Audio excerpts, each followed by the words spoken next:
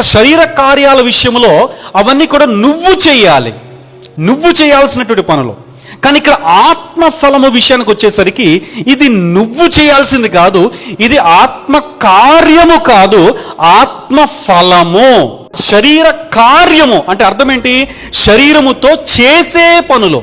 కానీ ఇక్కడ ఆత్మ ఫలము అని అంటే ఇది ఆత్మలో ఉండడము ద్వారా నీకు వచ్చేటువంటి ఫలము తప్ప ఆత్మలో నువ్వు ఉండడము ద్వారా నువ్వు చేసేటువంటి పనులుగా. ఒక యాపిల్ పండు వచ్చినప్పుడు ఎంత ఉంటుంది? చిన్నగానే ఉంటుంది, మొగ్గ నుంచి స్టార్ట్ అవుతుంది, ఇంత ఉంటుంది పండు.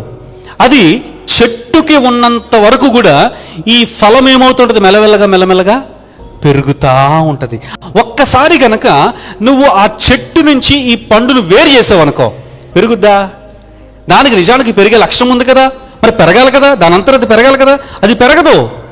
అది ఎప్పుడు పెరుగుతుందనంటే కేవలము చెట్టుకి అంటుకొని ఉన్నప్పుడు మాత్రమే అది పెరుగుతుంది.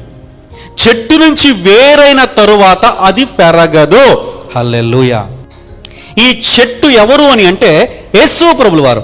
నేను ద్రాక్షవల్లిని, మీరు తీగల మీరు. నువ్వు గనక ఆత్మ ఫలాన్ని ఫలించాలనంటే నువ్వు చేయాల్సిన పని క్రీస్తులో నిలిచి ఉండాలి.